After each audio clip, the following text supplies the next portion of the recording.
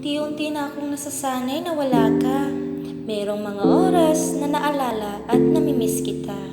Ngunit ito'y hanggang alaala na lamang. Hindi pa rin nagbabago at nawawala ang nararamdaman ko sa'yo dahil ito ay totoo. Pero hindi na ako umaasa at aasa pa. Dahil sino nga ba ako sa buhay mo para umasa, hindi ba?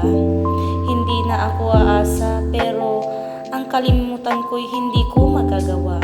Mahirap ka kasing kalimutan.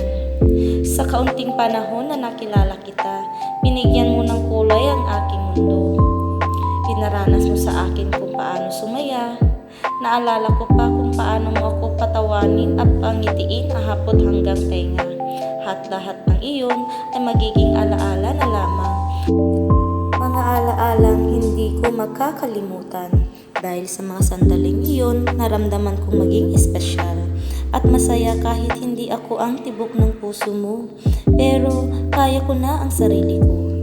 Sasanayin ko lang ang sarili ko na wala ka na. Na sa araw-araw na lagi kang nandiyan para pasayahin ako. Huwag kang mag-alala.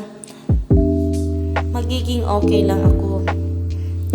Salamat dahil kahit gaano ako kakulit, ay nandyan ka pa rin para ako'y pakinggan.